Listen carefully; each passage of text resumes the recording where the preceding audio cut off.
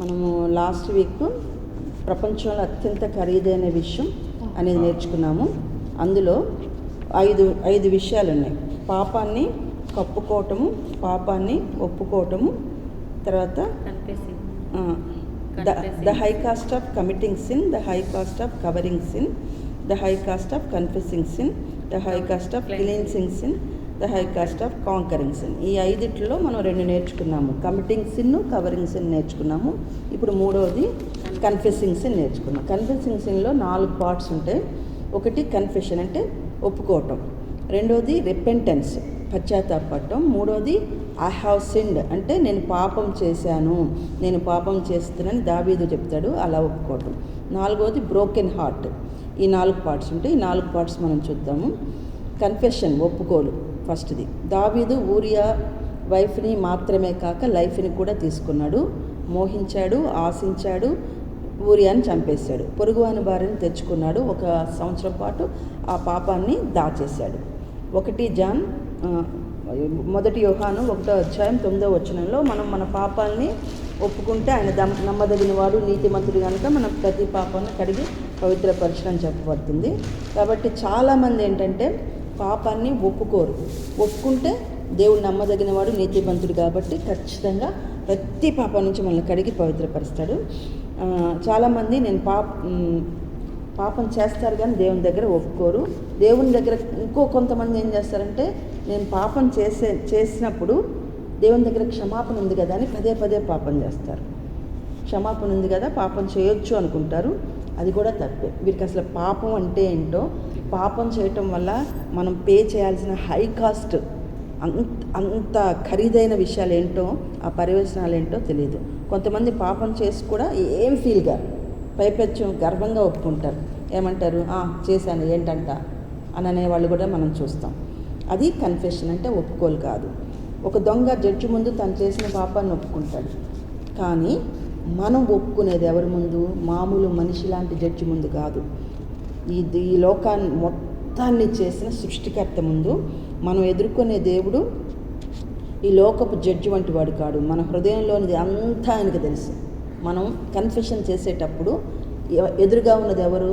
మామూలు జడ్జి కాదు. మన హృదయాంతరంగా మొత్తం మన కన్ఫెషన్ నువ్వు ఏ ఉద్దేశంతో చేసినా, ఎలా చేసినా, ఎవ్రీథింగ్ హీ నోస్ అన్నట్టు. ఆయనకు తెలియంది ఏది లేదు.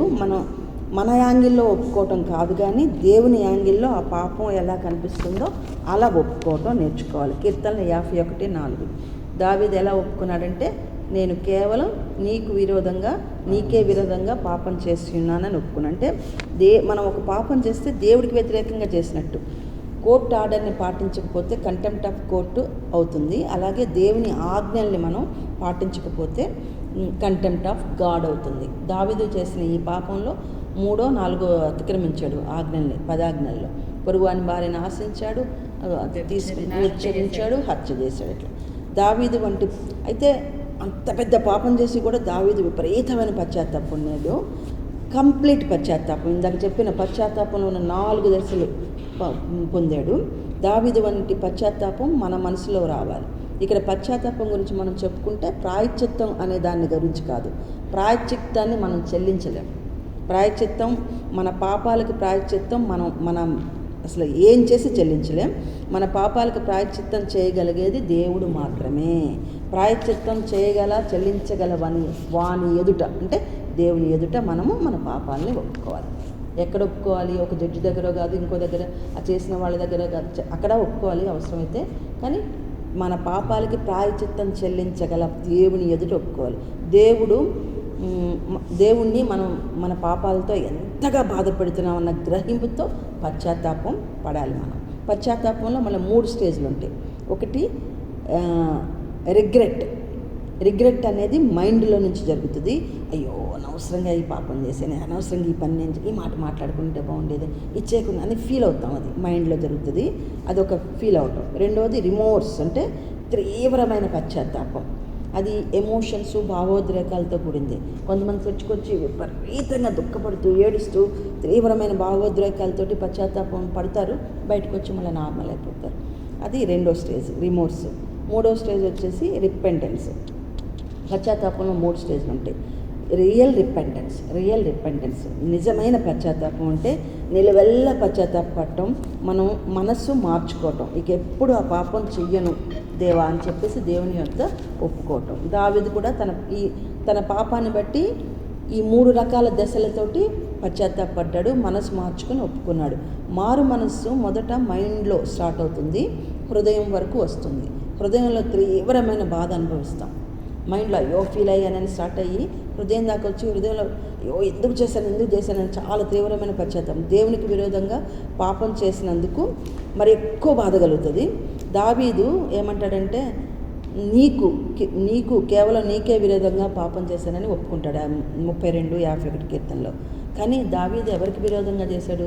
బత్షెబాకి విరోధంగా చేశాడు. తన భర్తతో కాపురం చేసుకున్న హాయిగా కాపురం చేసుకున్న అమ్మాయిని తీసుకొచ్చి డిస్టర్బ్ చేశాడు. ఊరియాకి విరోధంగా చేశాడు, తన సొంత కుటుంబానికి, తన భార్య బిడ్డలకి విరోధంగా చేశాడు, దేశానికి కూడా విరోధంగా చేశాడు. దానికి తగిన పర్యవసానం మూల్యం దావీదు చెల్లించాడు. 4 కుమారులు, ఒక్క ఊరియాని చంపితే 4 కుమారులు పోగొట్టుకున్నాడు. దేశం మీదకి యుద్ధాలు వచ్చినాయి. తర్వాత తన కుటుంబంలో జరగకూడని విషయాలన్నీ జరిగిపోయినాయి. చాలా పాపం. అతను సీక్రెట్గా చేస్తే బహిరంగంగా చేశాడు అతని కొడుకు అబ్షాలోం. సో మనుషులకు విరోధంగా మనం పాపం చేస్తే దేవునికి విరోధంగా పాపం చేసినట్లే. అందరి మనుషుల కోసం దేవుడు తన రక్తాన్ని చిందించాడు. హై కాస్ట్ ఆఫ్ సిన్ని పే చేశాడు. నన్ను కొనటానికి కాస్ట్లీ రక్తం కార్చాడు. విపరీతంగా పాపం. ఇప్పుడు నేను చాలా పాపాలు చేయకుండా చాలా జాగ్రత్తగా ఉంటాం. నన్ను కొనటానికి అదే రక్తం దేవుడు కార్చాడు.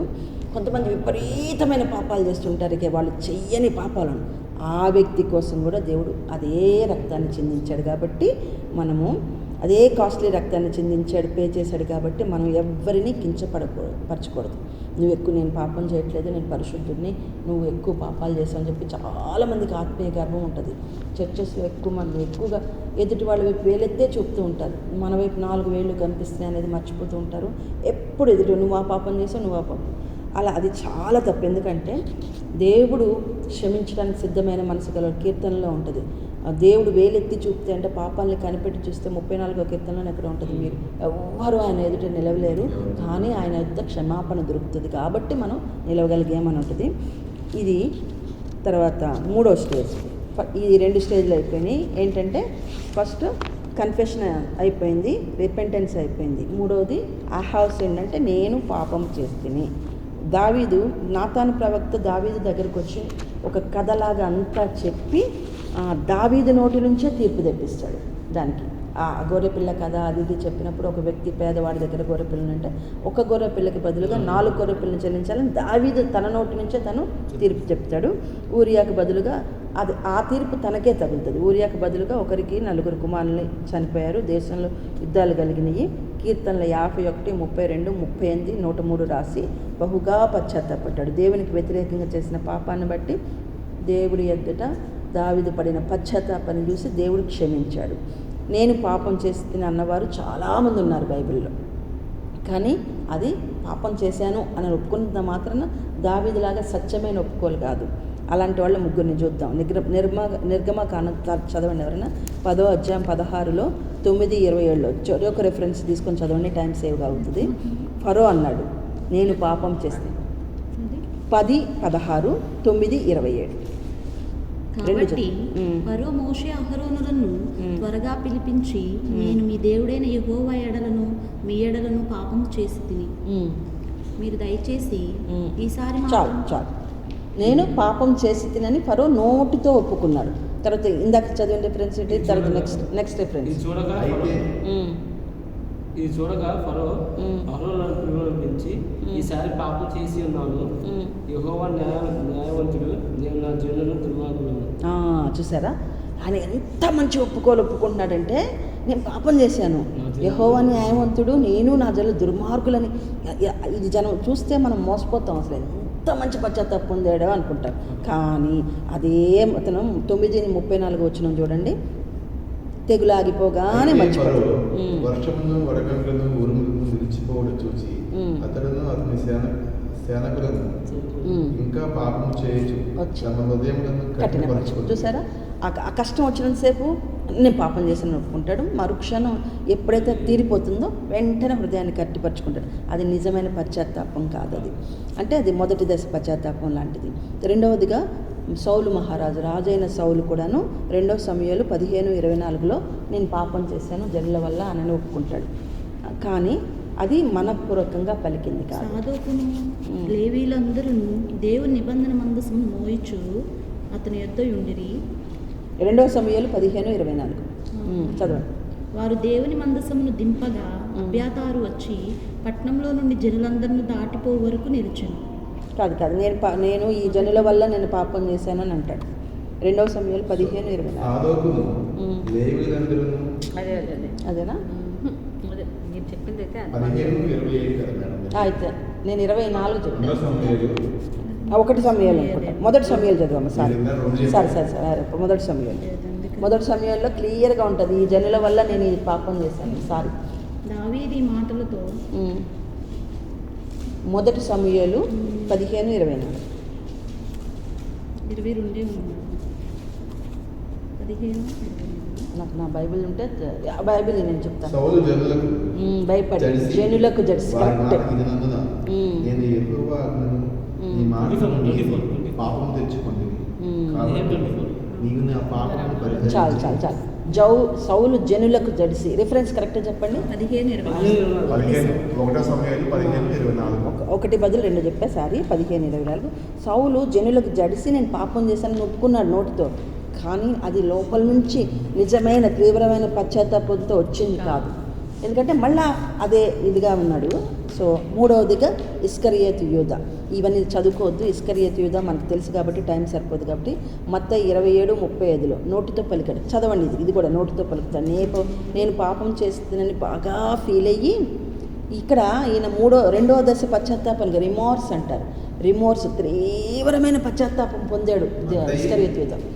27:3-5 నోటితో పలికాడు, మనస్సులో తీవ్రమైన పశ్చాత్తాపం పొందాడు. ఆయనను అప్పగించిన యూదా ఆయనకు శిక్ష విధింపబడగా చూచి పశ్చాత్తాపపడి ఆ 30 వెండి నాణెములు ప్రధాన యాజకుల ఎద్దుకును పెద్దల ఎద్దుకును మరలా తెచ్చి తీసుకొని ఉరిపోసుకున్నాడు. అంటే ఇతను తీవ్రమైన నోటితో ఒప్పుకున్నాడు పాపం చేశానని, మనసులో బాగా తీవ్రమైన పశ్చాత్తాపం పొందాడు. కానీ తిరిగి దేవుని యొద్దకు రాలేదు. వస్తే తప్పకుండా పేతురులాగా వస్తే తప్పకుండా అతనికి, ఎందుకంటే దేవుని ఏర్పాటు. యేసయ్య వచ్చి ఇక్కడ బలియాగం అవ్వాలి పాపాల కోసమని. నువ్వు తీవ్రమైన పశ్చాత్తాపం పొంది ఎక్కడికి పోవాలి?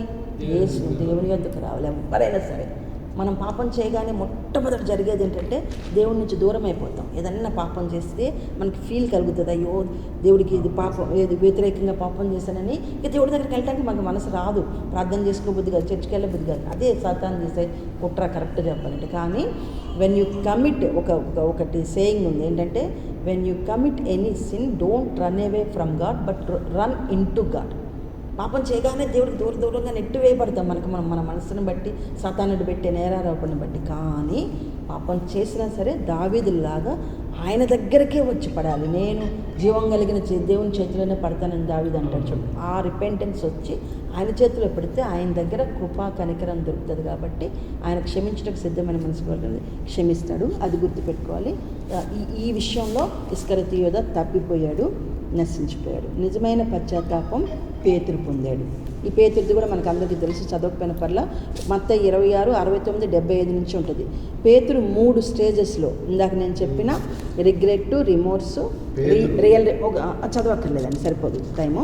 Real repentance, regret, remorse, real repentance. ఈ 3 స్టేజెస్లో పేతురు పశ్చాత్తాపం పొందాడు. యేసయ్య పేతురుని నువ్వు తప్పు చేసావని తిట్టలేదు, కొట్టలేదు, తర్వాత గొప్ప ప్రసంగం చేయలేదు, నువ్వు పాపం చేసావని చెప్పి. జస్ట్ ఇట్లా ఒక్క చూపు చూసాడు. చూపగానే పేతురులో రియల్ రిపెంటెన్స్ వచ్చింది. అంటే మనం పాపం చేసినప్పుడు దేవుడికి దూరంగా పోతాం, అది పాపానికున్న సహజ లక్షణం. కానీ ఆ దూరంగా పోకుండా దేవుని దగ్గరకు వచ్చి ఆయన ముఖదర్శనం చేయగానే, ఆయన ముఖదర్శనం ఎప్పుడైతే చేస్తామో అప్పుడు మనలో రియల్ రిపెంటెన్స్, తీవ్రమైన పశ్చాత్తాపం వస్తుంది. పేతురులాగా దావీదులాగా పశ్చాత్తాపడితే ఖచ్చితంగా కనికర సంపన్నుడైన దేవుడు క్షమిస్తాడు. అయిపోయింది. నాలుగవది బ్రోకెన్ హార్ట్. పశ్చాత్తాపంలో 4 స్టేజ్లు చెప్పాను కదా, ఏంటి చెప్పండి?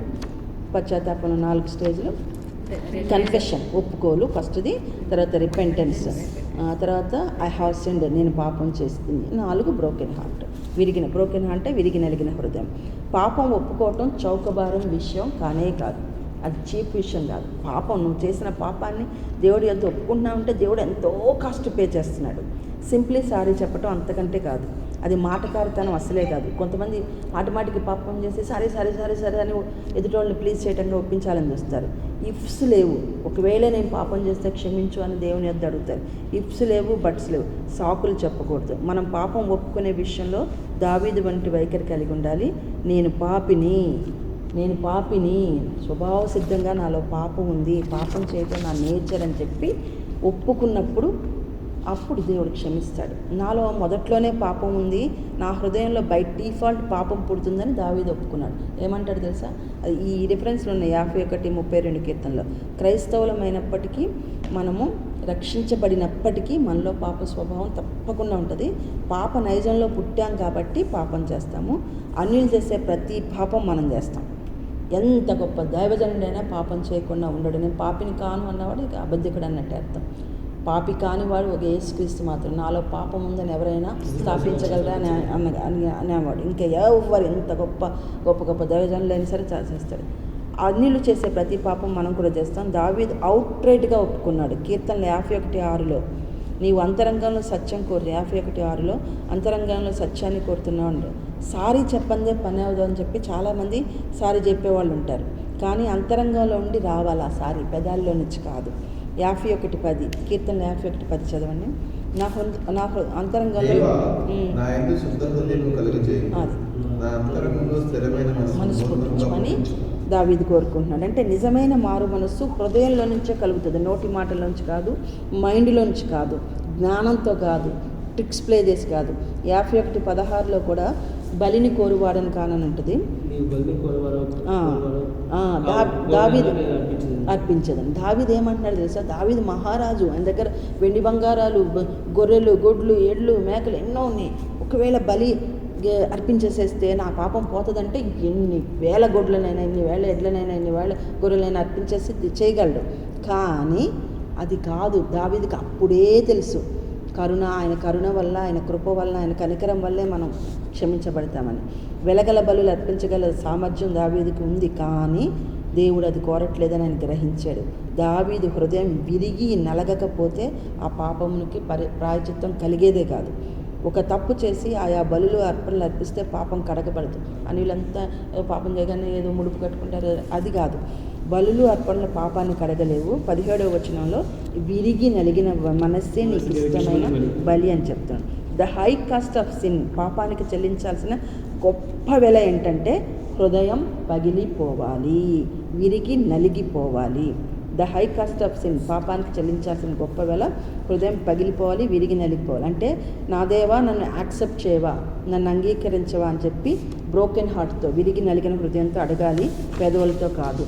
దేవుడు మనల్ని చూసిన దృష్టితో మనల్ని మనం చూసుకున్నప్పుడు, అంటే దేవుడు న్యాయవంతుడు, నీతిమంతుడు, మహాపరిశుద్ధుడు. ఆయన చూసిన దృష్టితో మనల్ని మనం చూసుకుంటే నేనేమైనా పాపం చేశానా, నేనేం చేశానని చాలామంది ఆర్గ్యూ చేస్తారు. మనల్ని మనం చూసుకునే దృష్టితో కాకుండా దేవుని దృష్టితో చూసుకున్నప్పుడు మనం పాపం చేసి మలినమయ్యామని గుర్తించి విరిగి నలిగిన మనసుతో, ప్రద్దలైన హృదయంతో ప్రార్థన చేస్తాము. కొందరు ఎమోషన్స్తో, భావోద్రేకాలతో ప్రార్థన చేస్తారు. వాళ్ళు అక్కడ వరకు బాగా ఏడ్చి ప్రార్థన బయటకు వచ్చి మళ్ళీ అదే పాపం చేస్తుంటారు. ఆ భావోద్రేకాలతో కాదు, మార్పు కలిగిన మనసుతో చేయాలి. హృదయం పగలాలి. లూకా 22:54లో చదవక్కర్లేదండి. పేతురు హృదయం పగిలిన దానితో చేస్తాడు. పాపం చేస్తే మన గుండె బ్రద్దలైపోవాలి. దేవుడు కొరడా, దుడ్డుకర్ర తెచ్చి శిక్షిస్తాడు అప్పుడప్పుడు, ఎట్ టైమ్స్. కొన్ని సందర్భాల్లో మనకు చిన్న చిన్న శిక్షలు ఇచ్చి, కొన్ని కొరడా, దుడ్డుకర్ర అంటే శిక్షిస్తాడు దేవుడు. మనలో ఎందుకు పశ్చాత్తాపం కలగాలని. ఆ శిక్షను బట్టన్నా దేవుడు మాట్లాడే తరీకా డిఫరెంట్గా ఉంటుందంట. మనకి చిన్న దారి తప్పిపోతున్నా ఉంటే ఒకటి ఏదో ఇస్తాడు, ఒక అనారోగ్యమో లేకపోతే ఒక ఇబ్బందో, ఒక శ్రమ కలిగిస్తే అప్పుడు మనం ఇప్పుడైనా నా తట్టు తిరుగుతారని చెప్పి. అది దేవుడి లాంగ్వేజ్. దాన్ని బట్టి మనం హృదయపూర్వకంగా పశ్చాత్తపడి ఆయన తట్టు తిరగాలి. దావీదు హృదయపూర్వకంగా ఇష్టపూర్వకంగా నేను పాపం చేస్తాను ఒప్పుకున్నాడు. మన దేవుడు కృపాసత్య సంపూర్ణుడు, దయగలవాడు, విరిగి నలిగిన హృదయంతో వస్తే తప్పకుండా క్షమిస్తాడు. పాపం ఒప్పుకోవటం ఎంత ఖరీదైందంటే హృదయం పగిలిపోవాలి, గుండె బ్రద్దలవ్వాలి. అప్పుడు క్షమించటకు సిద్ధమైన మనసు గల దేవుడు క్షమించకుండా ఉండలేడు. ఇది confession, high cost of confession. దేవుడు ఇచ్చిన ఈ వాక్యాన్ని దీవించి మన వెడికల్లో ఫలింపచేయునుగాక. ఆమేన్. ఆమేన్.